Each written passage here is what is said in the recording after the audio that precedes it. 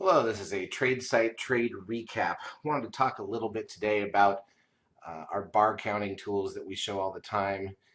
And what these tools are really designed for is to give exhaustion points in the market when you get bigger moves. It's not about the smaller moves. It's about a big extreme move. And what's nice about those is that sometimes when you get a decent move, if it's big enough, you'll get a swing back the other direction. And this tool can actually help you play that both ways. So I want to give an example of this because we've had some volatility the last couple of days. And I want to give you an example of the count working for us, not just on the one way, but the other. So here's a look at the NVDA 15-minute chart. And I like using this tool on the 15-minute time frame just because it's a little bit bigger than something like a 5 minute, which is a fairly small time frame, which means once you get the signal, it can last for the better part of a day or more. But it's not so big that that you run out of time and you have to hold the position overnight every day, because this is really usually about people looking at very short-term trading, like within the day, maybe 2 days tops, and you take a signal on a 60-minute time frame and it turns into a week-long trade. So I really like the 15-minute time frame for this. And as you recall, the green numbers that you see here are just the opening salvo, if you will, or the beginning of the count. What we're really looking for are the pink or magenta numbers. And I'm going to actually go through this count. This was just back on Friday. Okay, and let's take a look at what NVIDIA did. So we get first this, I'm playing the day forward basically at this point. So there's the 9-bar startup. That's the green 1 through 9. And because of that, we get the magenta or the pink numbers, which is the actual thing that we care about.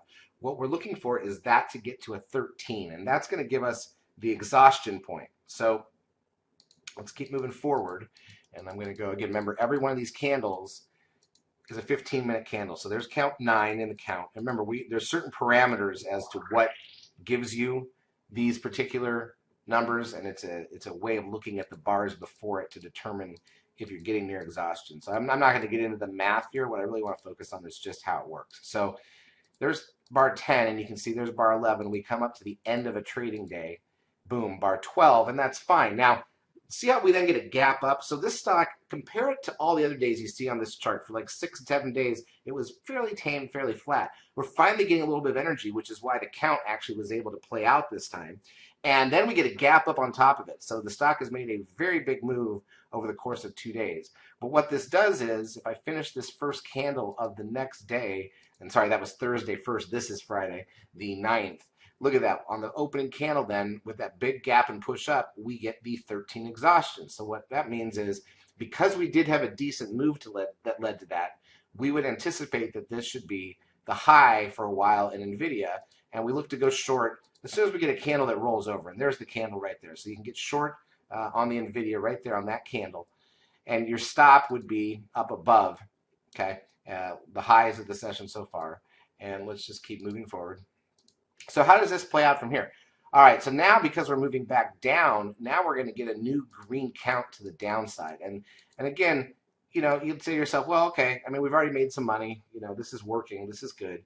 But there are 2 ways that this can play out typically. One is that if we get back to that red static trend line, that red line below, that would fulfill the signal. And that would actually be a decent move. That goes from 160, maybe we got in at 167, and it takes us all the way back to 153. So that's a decent move in NVIDIA.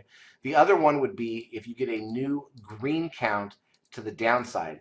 But Friday ends up being a day with some very big volatility to the downside, as you recall. We really sold off hard on the leadership stocks. So right there's the new 9-bar count, and look how perfectly this worked out.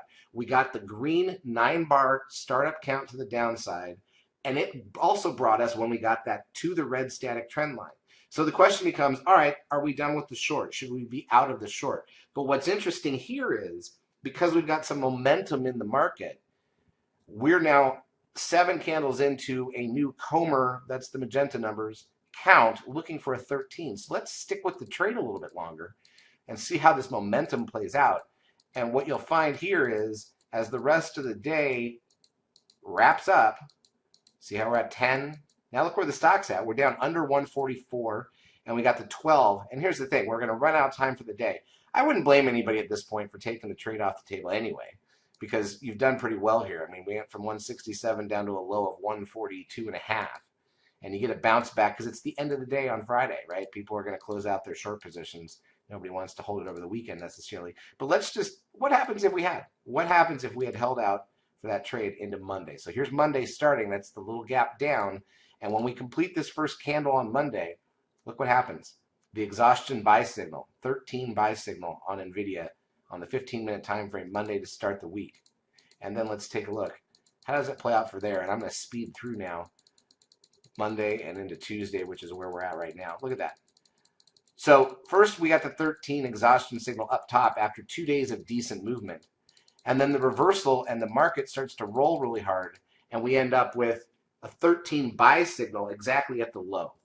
So now you can play that one if you want. But again, when there's actual movement and momentum, that's when these tools are going to be the most useful because you get to extreme levels that can't be maintained, and they're designed to give you those exhaustion signals.